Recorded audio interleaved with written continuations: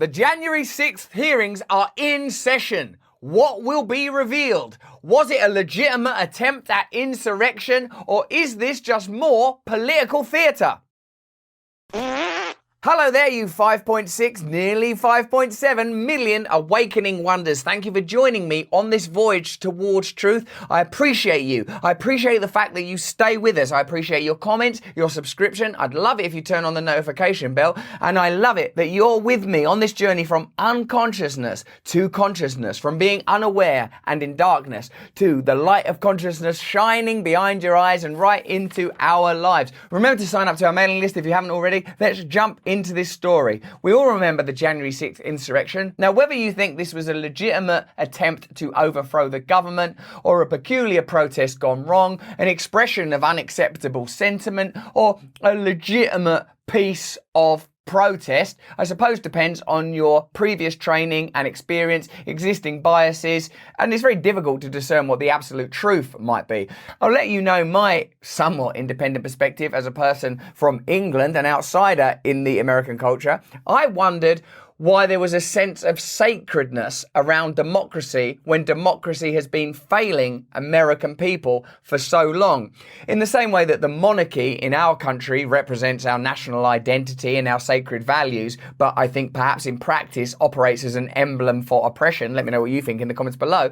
American democracy has failed on its promises to deliver a fair and equal society where ordinary American people of all colours, persuasions and varieties are able to live free lives. I don't think that's the America that democracy currently stands for. So I don't see the Capitol as a symbol of freedom. I see it as a symbol of oppression. And therefore the desecration of that, for me, is not the desecration of the sacred, but somehow of the profane. However, I would say violence is never acceptable, not just because of the moral and ethical implications, but because it's an unsuccessful method for instigating change. I don't think human beings should be unkind or cruel to one another, and so there you go, I'll say that up front. However, I do think it's necessary that we have a serious conversation about the nature of American democracy because it's pivotal and it's centripetal to all democracies at the moment. Me speaking as a member of American colonies in the bizarre inversion that's happened in the last century.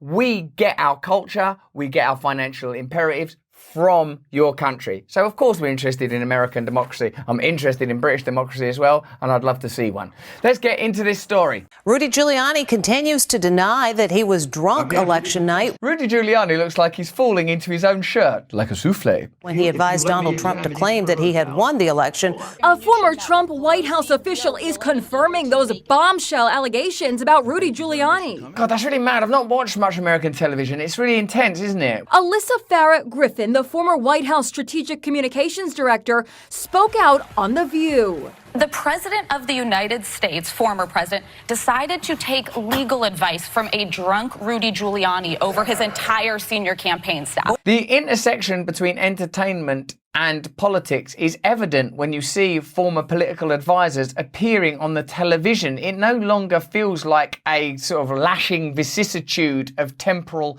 change. It just seems like, oh yeah, some more of that entertainment. The bombast, the theatre, the ridiculousness of it.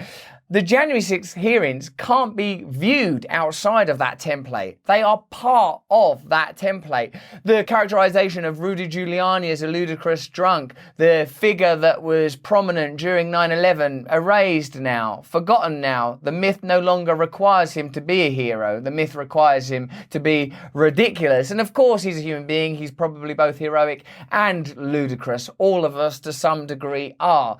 But what I'm inviting you to regard here is the fact that your political systems are presented to you as entertainment, and that prevents us somehow from understanding that what they are supposed to be are systems of power and control that allow you to organize your life, your community, the balance between your work and leisure, the way that you spiritually connect to your community, yourself and one another. It's become so immersed in spectacle that the reality is entirely lost, almost unidentifiable within it. I find it sort of hard to take it seriously. I feel like I'm plugging my head into an idiot machine. It's no longer possible for me to get anything nutritious out of it. The claims were first made Monday at the January 6th committee. President Trump rejected the advice of his campaign experts on election night and instead followed the course recommended by an apparently inebriated Rudy Giuliani. I can already see the talk show monologues. He is being mocked mercilessly by the late-night comics. Yeah, you can sort of see it unfold. That's phase one. Then you see all them, they'll say, what, Trump was taking advice from a drunk Rudy? Oh, he's lucky that he didn't tell him, oh, I love you, you're my best friend, or, you should punch him.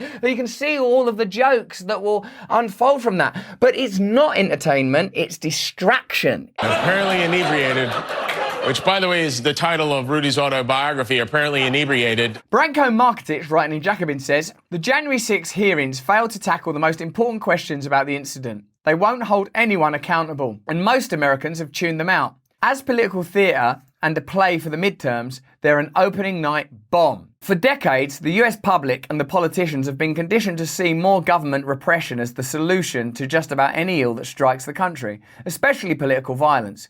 So it's not a shock that in the wake of the Capitol riot, different sides of the political establishment agreed that what needed to be done was to pass a domestic terrorism law, giving law enforcement even more power and resources. One thing I've noticed about systems and institutions is that they require control. A system is fundamentally about control. That's not a bad thing necessarily, because you require systems to deliver control. The education system, you want it to have an amount of control so that they can organise a curriculum and educate children en masse. Where the problem comes is when we have different ethical and moral approaches to what that system should be providing.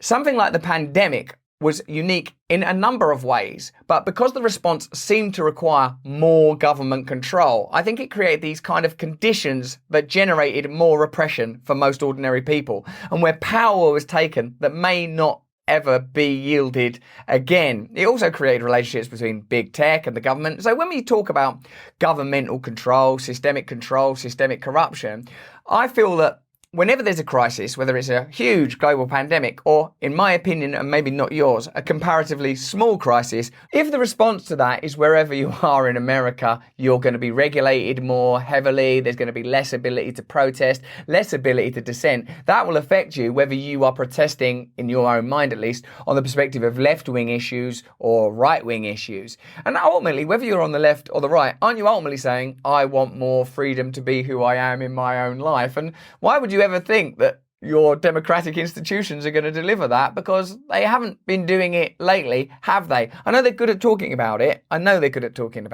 And sometimes you will get some rights as a byproduct of the system pursuing its financial intentions. But never as the aim. They only yield when absolutely necessary, and they will only ever give you the bare minimum. That's just my opinion. Tell me your opinions in the comments below, because I only know what I know and I want to learn more. The response to the events of January 6th has been marked by a crackdown on dissent, a dramatic increase in anti-protest bills around the country, including at least 88 that have been introduced since the Capitol riot. A massive build-up of the Capitol Police into a national force to target terrorism, as well as the rollout by the Biden administration of a sweeping domestic counter-terror strategy. Have you noticed lately the way that language has become utilised and mobilised? The term terrorism now means protesters in the country of their origin. Now that terrorism means people that don't agree with the dominant power system, wherever you come from, I think that's a dangerous use of that word. Notice elsewhere terms like misinformation and disinformation are entering the public conversation. I feel like the aim is not to, reduce danger. I think it's to generate more centralized control and create more ability to regulate and control. With this facility to regulate and control, more opportunity will be granted to already powerful corporate forces. That's the way I see this rolling out. Do you think that the January 6th hearings will result in more freedom for ordinary Americans, or do you think it will ultimately lead to various state authorities and federal authorities saying we need more power in order to ensure nothing this terrible ever happens again? The days, weeks and months after January 6th should have prompted some difficult questions. What created the profound mistrust of political institutions that undergirded it? What was the role of corporate power in what happened, and how could it be curbed? Instead, a prosecutorial push combined with relentless and often error-laden media coverage of the events fed into an accelerating narrative about growing disorder and lawlessness. In Florida, Republican Governor Ron DeSantis invoked the Capitol riot to reintroduce and pass into law a repressive anti-protest bill that had previously failed. 88 such anti-protest bills have been introduced around the country since the Capitol riot, according to the International Centre for Not-for-Profit Law. Republicans have often pointed to the protests of summer 2020 to justify this authoritarian crackdown, but lawmakers in Connecticut, Georgia, Indiana, Oklahoma, as well as Florida, have all cited January 6 to justify these repressive measures. So I suppose you have to inflate the significance of the event in order to inflate the required response, and whether you are condemning, the BLM activity and the protests around the murder of George Floyd or highlighting the January 6 protest, the result's going to be the same: more state and centralised power. That will ultimately negatively impact you. The event's clearest legacy is the expansion of the Capitol Police into a national anti-terrorism force, one that operates largely free of public accountability and oversight.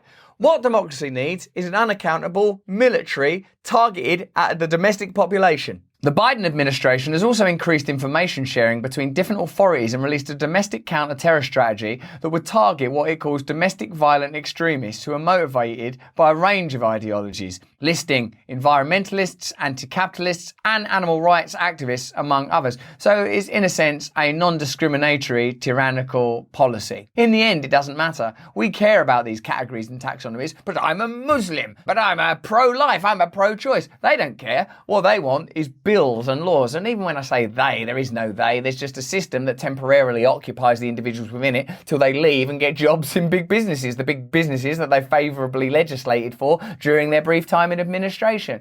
The system itself has its own gravity, its own magnetism, and its own momentum, and the individuals within it aren't even really that significant. What we have to do is concentrate on dismantling that system, not to create anarchy, unless you mean literal anarchy, by which I mean localised democracy, not to create chaos, but to create a different type of order. And in order to create a different order, you have to invite a little bit of chaos. It's a necessary part of it. So I'm not advocating for, insurrection. I'm certainly not advocating for violence. But I'm saying if you are not happy with things the way they are, there will be a transitional period and that will feel chaotic. It's necessary. Enacting such laws won't solve the underlying structural issues that helped lead to the Capitol riot happening, or the economic dislocation that clearly fed into its participants' delusions.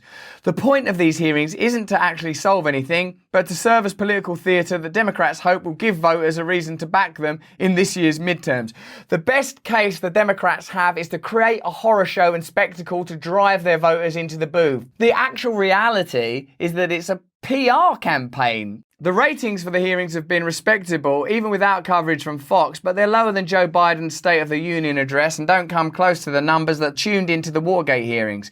More importantly, apart from Democrats, the US public just don't care that much. Instead, poll after poll after poll show it's the economy, above all inflation, that's most on voters' minds. Yeah, of course, if you live in a reality where you can't afford food, baby milk, gasoline, stuff like that, and you're told that this is a result of Putin's price hikes, if pledges to control Big Pharma aren't fulfilled, then you aren't going to have people that come out and vote for you in the midterms. What would be an alternative to this mad spectacle? You could come out and go, listen, we've been in government a few years. Remember we promised we was going to do all these things with Big Pharma, that we weren't going to sell arms to Saudi Arabia, that we would withdraw peacefully from various other countries. Well, we've done all of that stuff, and this is what we're going to deliver over the remainder of our period in office, which we won't be able to do if the Republicans come in, because they say it should be practical. Shouldn't be like big, mad, stupid show trials and talk show hosts towing the line. This is what democracy has become. It's become entertainment. No one's offering you a vision anymore. No one's offering you, we can help you live a better life. We can help you become who you are. We can help you to realise yourself. This is what politics can be. This is what politics must become. The Democrats' use of the hearings as an electoral tool shows that they're well aware of the power of the bully pulpit they hold.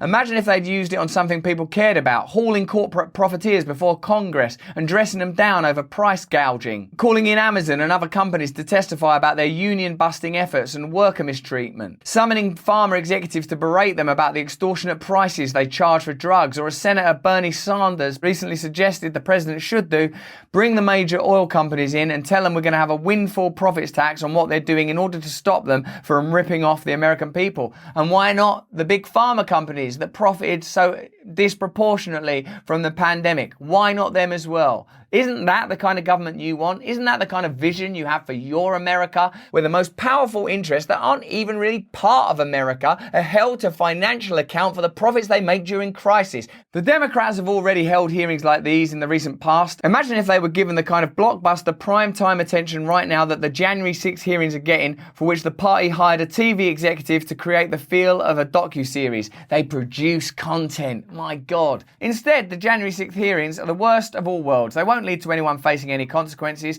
don't touch any of the lingering questions and underlying causes of the Capitol riot, and probably won't make a hell of a lot of difference to the impending midterm bloodbath, since it's largely only Democratic voters who afford the event this kind of importance. Democrats are correct that American democracy is in peril, but they clearly have no idea how to save it. The reason it's in peril is because it's not delivering on its fundamental promises to empower ordinary people and to ensure that people have impact over their own lives, their own communities. They have sold out to big business. They have sold out to big media. They are part of a system that prohibits the engagement of ordinary people, and therefore they cannot directly address the problems that they created, because for them it's not a problem, it's a necessary solution. It is the status quo. It is the system. So of course an alternative must emerge. And where else is that alternative going to come from? If the left has been co-opted by the Democrats, and if the Republicans has always been the party of big business and corporations, you tell me if you think it's about individual freedom and traditional values. You let me know in the comments below